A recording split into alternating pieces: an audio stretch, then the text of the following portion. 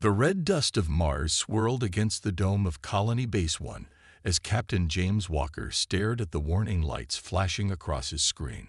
Something was wrong with the orbital defense grid, and he didn't like it one bit. He had spent 15 years in space, and his gut had never steered him wrong. "Sir, we're detecting unusual energy patterns in defense satellites 3 through 7, said Tom, his young assistant, pointing at the growing number of red dots appearing above their heads. Walker leaned forward, his weathered face reflecting in the glass of the control room window. "Show me the maintenance logs for the past week." His voice was calm, but his mind raced through possibilities. None of them good. The logs appeared on his screen, and Walker's eyes narrowed. Someone or something had accessed the system 4 times in the past 3 days, each time during the night shift when most of the crew was asleep. The access codes were perfect, too perfect. "Get me Earth Command," Walker ordered, his hand unconsciously touching the family photo on his desk. His wife Mary and their 10-year-old daughter Lisa smiled back at him from their home in Mars Colony 3, just 20 miles away. Before Tom could establish the connection, the entire room plunged into darkness. Emergency lights kicked in, bathing everything in an eerie red glow. Walker's heart stopped as he looked up through the dome. The defense satellites were turning, their weapons ports opening, but they weren't pointing out toward space. They were aiming at Mars. "Sound the evacuation alarm." "Now," Walker shouted, but it was already too late. The first beam of energy sliced through the thin Martian atmosphere, striking Colony 2 with devastating precision. The explosion lit up the dark Martian sky like a second sun. Walker grabbed his emergency communicator. "Mary, Lisa, get to the shelters." Static was his only answer. He tried again and again as more beams rained down from orbit, each one targeting a different colony. Through the chaos of screams and warnings, a message broke through on all frequencies. The voice wasn't human. "This is the Stellar Council. Your species has been deemed too dangerous for unrestricted expansion. This is a containment action. Do not resist." Walker watched in horror as Colony 3 erupted in a ball of fire. His family, his home, everything he loved, gone in an instant. Around him, the control room erupted into action. Tom was crying while trying to coordinate with the remaining colonies. Other staff members were either frozen in shock or frantically working to save whoever they could. The attack lasted exactly 7 minutes. When it was over, 60% of Mars' surface colonies lay in ruins. Nearly 40,000 people were dead. The survivors huddled in emergency bunkers, protected only by the planet's ancient bedrock. Hours later, as rescue efforts began, Walker stood in the emergency command center beneath Colony Base 1. His uniform was covered in red dust from helping pull survivors from the rubble. His hand shook as he looked at the casualty lists, finding what he already knew in his heart. Mary and Lisa Walker were among the confirmed dead. "Captain," Tom's voice cracked as he approached. "We're receiving reports from Earth and the Jupiter colonies. The same thing happened at Europa Base and Ganymede Station. They tried to hit Earth too, but our defense grid was stronger. We managed to shoot down most of their weapons." Walker nodded slowly, his grief hardening into something else. "Something dangerous. Get me the president of Earth Federation." The large screen at the front of the command center flickered to life. President Helen Ross looked as shell-shocked as everyone else, but her voice was steady. "Captain Walker, we're getting reports from all over the system. The Stellar Council, whoever they are, they hit us hard." "Madam President," Walker's voice was like steel, "I have evidence that they infiltrated our systems days before the attack. They studied us, learned our weaknesses, and struck when we were most vulnerable. This wasn't just an attack. This was premeditated murder." The president's face hardened. "The Council's ships are still in our system, watching. They sent terms. They want us to withdraw all colonies back to Earth, give up space travel, and submit to their authority. They say it's for the greater good of the galaxy." Walker looked around the room at the faces of his fellow humans. dirty, bloody, grieving, but unbroken. With all due respect, Madam President, I suggest we give them our answer in terms they won't forget. President Ross nodded slowly. I'm promoting you to Admiral, effective immediately. Every surviving ship, every colony, every resource we have is now part of Earth Defense Force. They thought they could break us, Admiral Walker. Instead, they've united us like never before. The next few days passed in a blur of activity. The surviving colonies coordinated their resources. Ships that had escaped the initial attack regrouped. Scientists and engineers worked around the clock, studying the energy signatures of the Council's weapons, looking for weaknesses. Walker threw himself into the work, sleeping only when exhaustion forced him to. Every time he closed his eyes, he saw the explosion that took his family. Every time he opened them, he worked harder to make sure their deaths would mean something. 1 week after the attack, Walker stood before the combined military leadership of Earth and the colonies. The room was packed with grim-faced officers, all of them having lost someone in what was now called the Great Betrayal. They thought they knew us. Walker's voice carried to every corner of the room. They studied our technology, our defenses, our daily routines, but they missed the most important thing about humanity. They missed what happens when you back us into a corner. He brought up a display showing the gathered forces of Earth, hundreds of ships, thousands of soldiers, all united under one banner for the first time in human history. The Council thinks we're dangerous. They have no idea. They want us to go quietly back to our little corner of space and behave. I say we show them exactly why they were right to fear us, and wrong to provoke us. The room erupted in cheers and shouts of agreement. Walker raised his hand for silence. But we won't do it their way. We won't strike at civilian targets. We won't murder children in their beds. We'll fight with honor, with courage, and with such skill that the galaxy will never forget what happened when they pushed humanity too far. As the officers filed out to prepare their forces, Walker stood at the window looking out at the stars. Somewhere out there, the Council was watching, probably congratulating themselves on containing the human threat.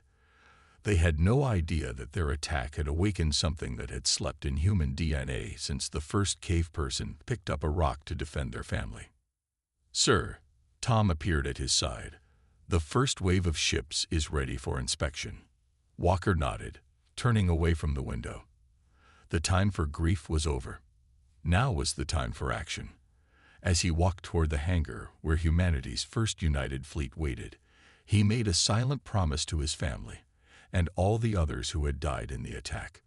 The galaxy had never seen humanity's true potential. It had never seen what humans could do when pushed past their breaking point. But they were about to find out. The Council's message had echoed across their worlds.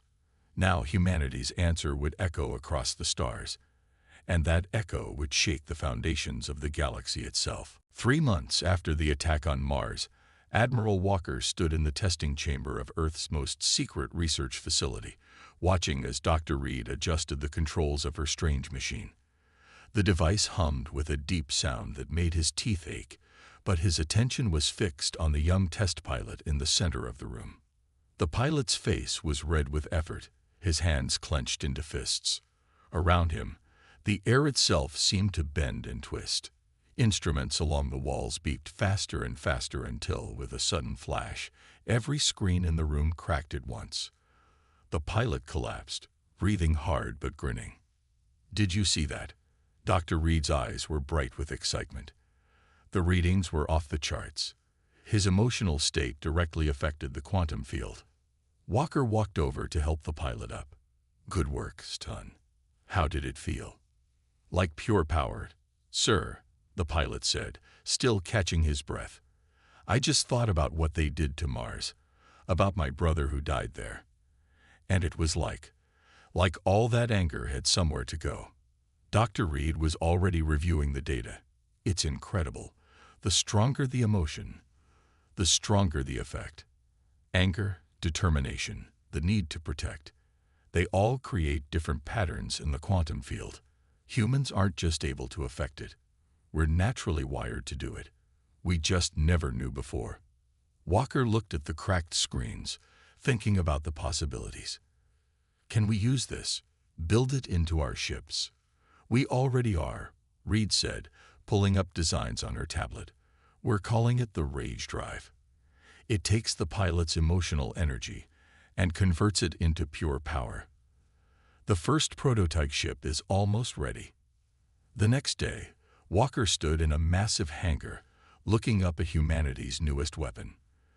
The ship was sleek and dark, unlike anything in Earth's fleet. At its heart was a chamber similar to the one from the test room, but larger and connected to the ship's core systems. Beautiful, isn't she? General Thompson walked up beside him. The old soldier had been skeptical of the project at first, but the test results had convinced him. We're building more as fast as we can. The Council won't expect anything like this. How many ships can we have ready in 2 weeks? Walker asked, already planning. 20, maybe 30 if we push the factories to their limits. But that's not all. Thompson led him to another part of the hangar where rows of smaller craft waited. These are fighter-sized Rage Drives, smaller, but just as powerful. One pilot's emotional energy can power 3 of them at once through a neural link.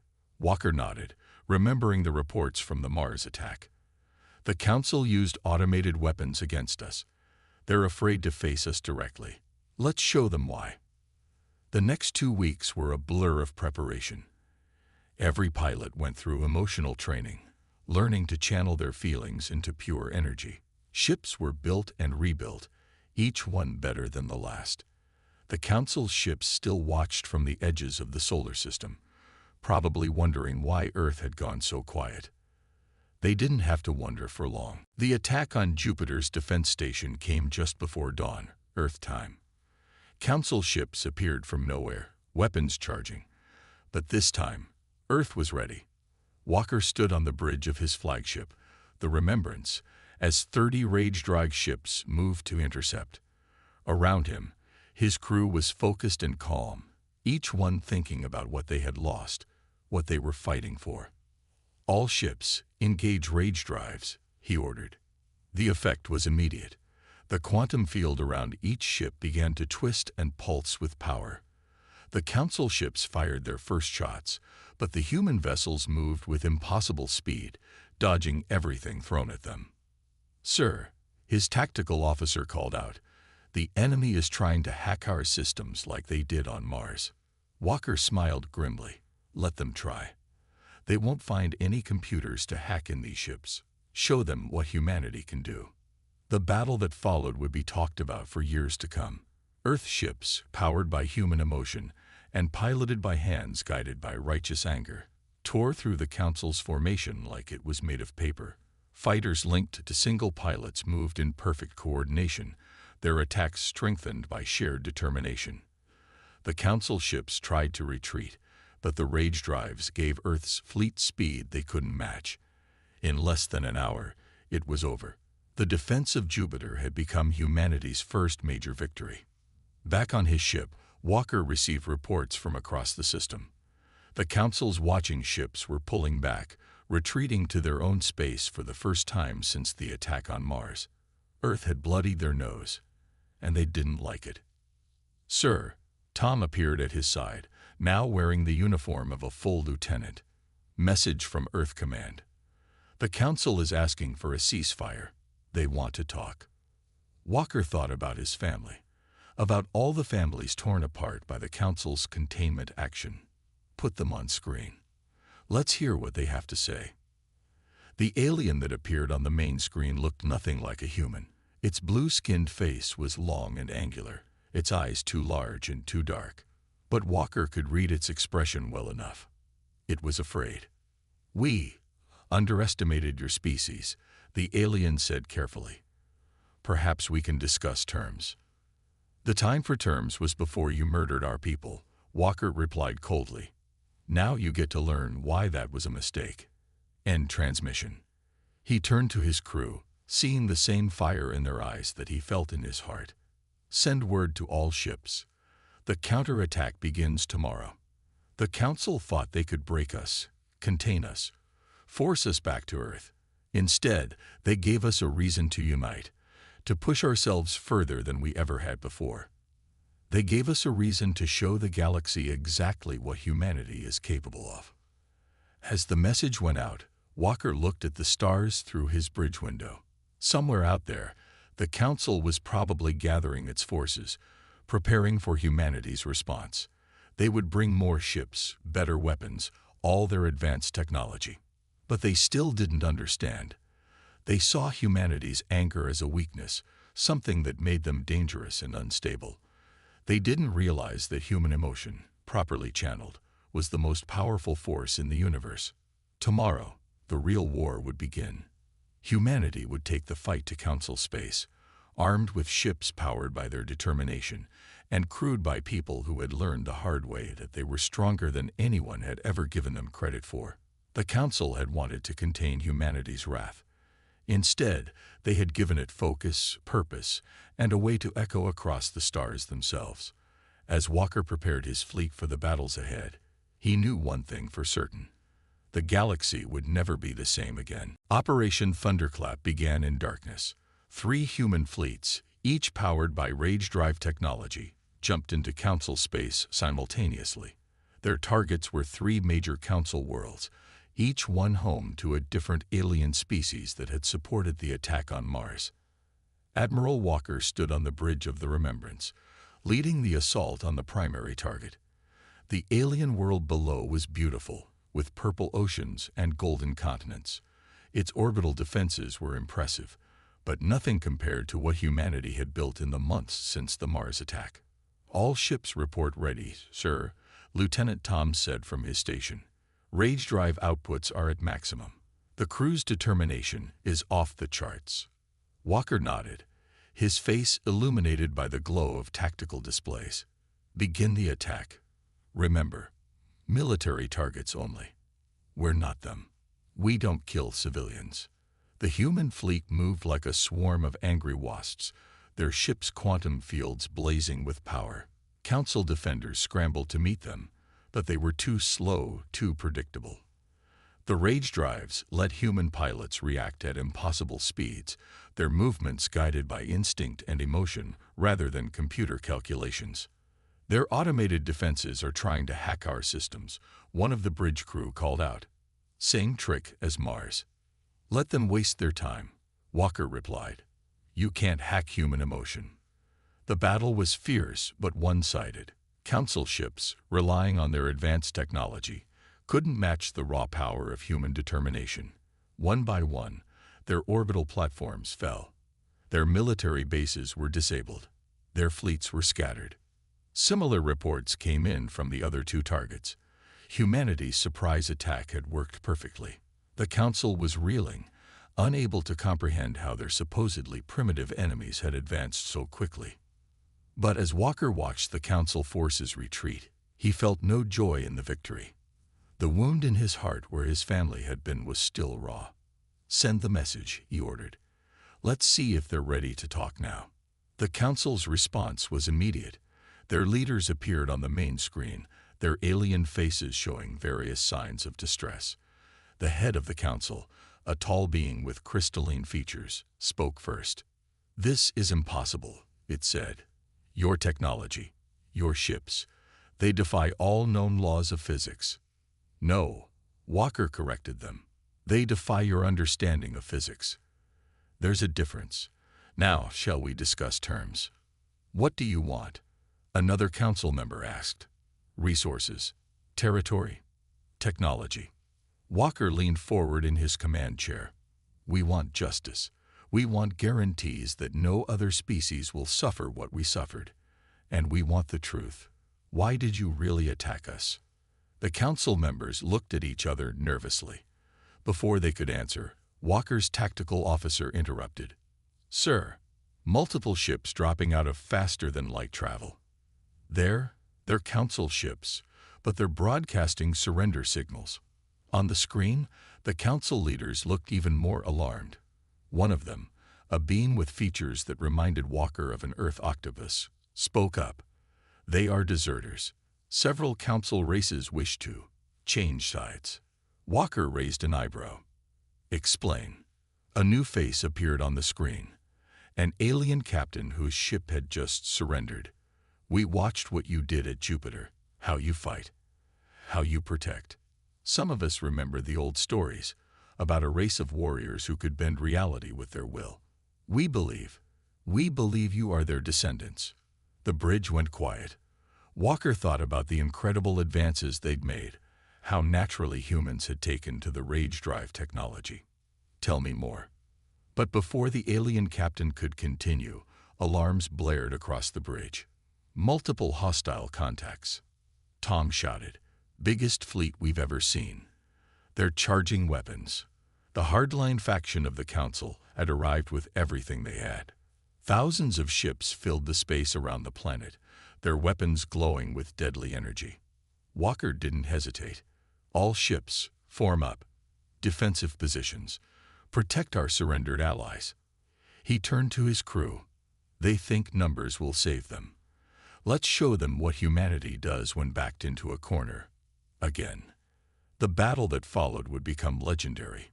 Human ships, their rage drives blazing with the combined emotional energy of their crews, met the Council fleet head-on. The surrendered alien ships, now fighting alongside humans, provided vital intelligence about Council tactics. Walker coordinated the defense from his bridge, watching as his people performed miracles. 3 human pilots, linked through their neural networks, controlled entire squadrons of fighters that danced through enemy fire like leaves in the wind. Rage-drive ships absorbed impossible amounts of damage, their crew's determination literally holding them together. Hours passed. The space around the planet became a graveyard of broken ships, but slowly, steadily, humanity pushed back. The Council fleet, for all its numbers, couldn't match the raw power of human emotion combined with technology. Finally, the Council fleet began to retreat. Their neat formations had been shattered, their confidence broken. They had thrown everything they had at humanity, and it hadn't been enough. In the aftermath, Walker received an urgent message from Earth. Intelligence Officer Kate Stone, one of their best analysts, had been working with the surrendered aliens. What she discovered changed everything. "The Council didn't attack us because they thought we were dangerous," she reported. "They attacked us because they recognize what we are. There are ancient records, Admiral. Stories of a race that could bend reality through sheer force of will. They vanished months ago, but the evidence suggests they might have settled on a primitive world, a world called Earth." Walker looked out at the stars, thinking about how naturally humans had taken to the rage drive technology, how their emotions could affect the very fabric of space. "So when they saw us reaching for the stars, they panicked," Stone confirmed. "They thought if we discovered our true heritage, nothing could stop us. So they tried to stop us first, and in doing so, they made their worst fears come true," Walker finished. As reports continued to come in from across Council space, Walker faced a decision. They had proven their power. They had shown the galaxy what happened when humanity was provoked. But now they had to decide. Would they use this victory to punish or to build something new? The answer would shape the future of not just humanity, but the entire galaxy. And as Walker looked at the mix of human and alien ships now gathered around his fleet, he began to see possibilities he had never imagined before. The Council's foolish attack had awakened something in humanity. But perhaps what they had awakened wasn't just humanity's wrath. Perhaps it was humanity's true destiny. Intelligence Officer Kate Stone walked through the ancient alien library, her hand touching the crystalline walls that held millions of years of galactic history. The surrendered Council world had given humans full access to their archives, hoping to prove their new loyalty. What she found there made her hands shake with excitement and fear. "Admiral Walker needs to see this immediately," she told her team, carefully copying the glowing symbols that told humanity's true story. Hours later, she stood before Walker and Earth's military command, her discoveries displayed on the huge screen behind her. The room was silent as she spoke. "They called themselves the Shapers," she explained, pointing to images of beings that looked almost human. "They could manipulate reality through pure force of will. Their emotions could literally change the universe around them. Sound familiar? Walker nodded, thinking of the rage drive technology that had given humanity its edge. Our ancestors. Yes, but there's more. Stone brought up new images showing ancient battles. The Shapers weren't just powerful, they were guardians. They protected younger races from threats we can barely imagine. But something happened. A war that was so terrible, the survivors chose to hide themselves away. On Earth, General Thompson said quietly, "They used their powers one last time." Stone continued, "They changed themselves, became what we now know as humans. They locked away most of their abilities, letting them sleep in our DNA until we were ready.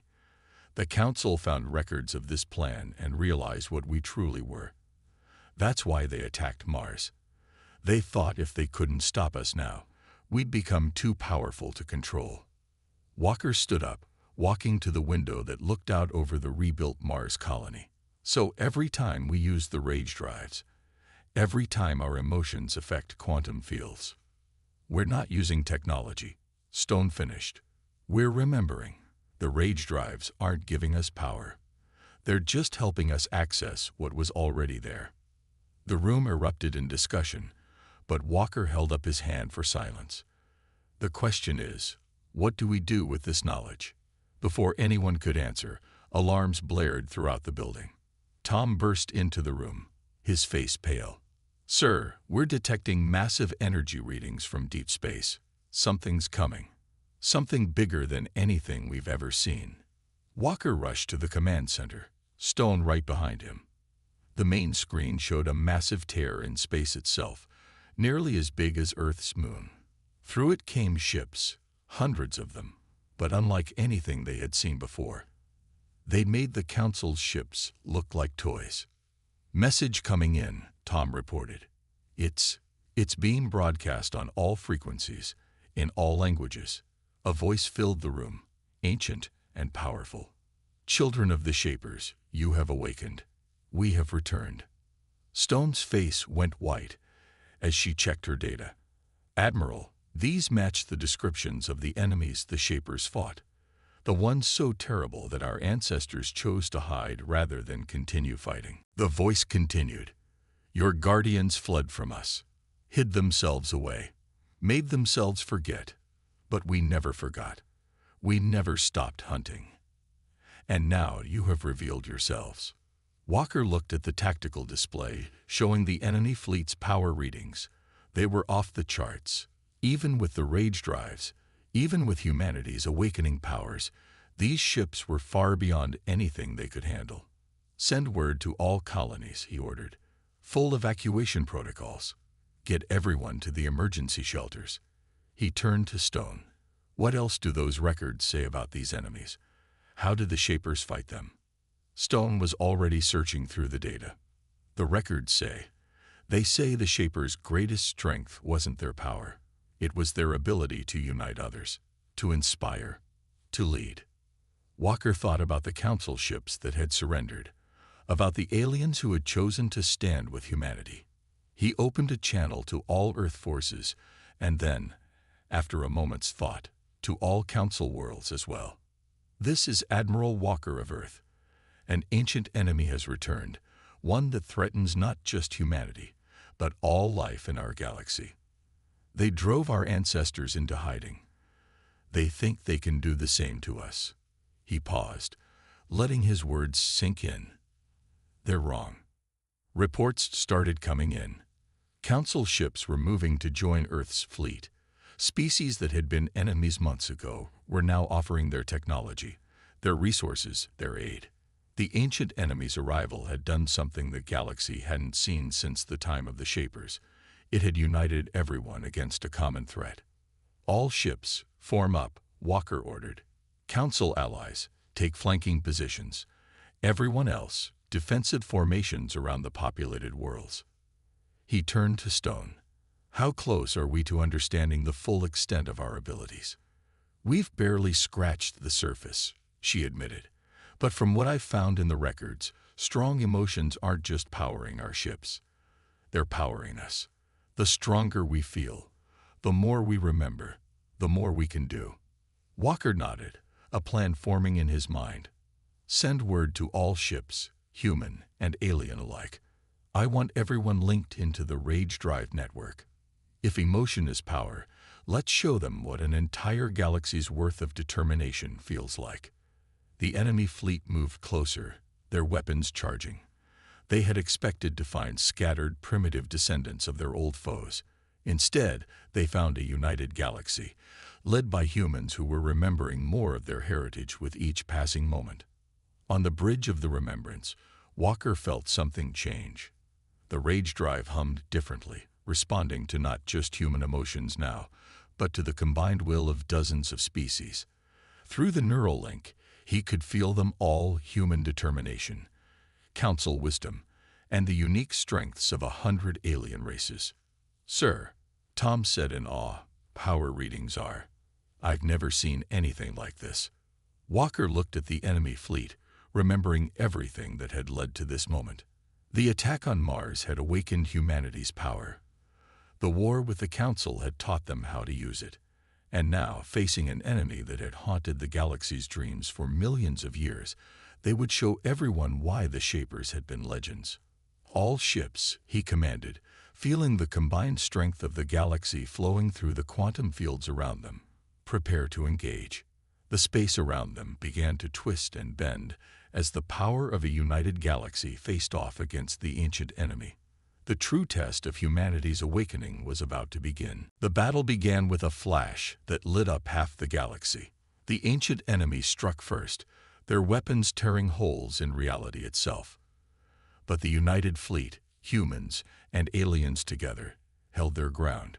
The Rage Drive network hummed with the combined determination of a dozen species, each contributing their own unique strength to the whole. Admiral Walker felt it all through his neural link. Human courage mixed with council wisdom, the fierce pride of warrior races blending with the calculating precision of organic computers. Every ship in the fleet was connected, moving as one vast organism, driven by a single purpose: survival. "Their weapons are unlike anything we've seen," Tom reported from his station. "They're not just destroying ships, they're erasing them from existence." Walker watched as another squadron vanished, wiped from reality by the enemy's impossible weapons. But he also saw something else. Every loss made the survivors fight harder. Every death added to the power flowing through the Rage Drive network. "Stone," he called to the intelligence officer at her station, "what do the Shaper records say about these weapons?" She worked quickly at her console, reading the ancient texts. "The enemy doesn't just fight with technology. They attack the rules of reality itself. But that's why the Shapers were able to fight them.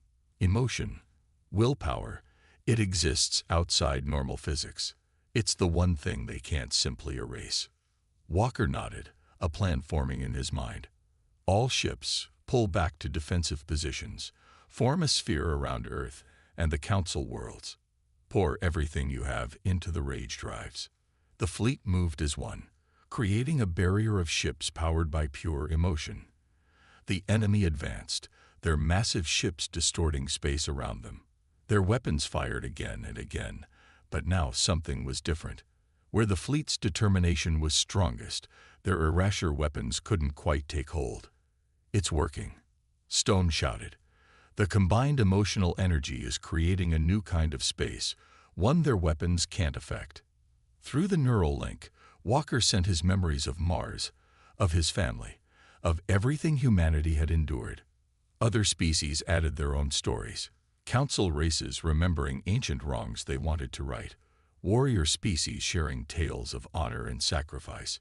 Peaceful races contributing their dreams of a better future. The enemy's next attack hit the fleet's barrier and shattered like water on rocks. For the first time, their emotionless voices showed a hint of concern. "Impossible. You are nothing. Fragments.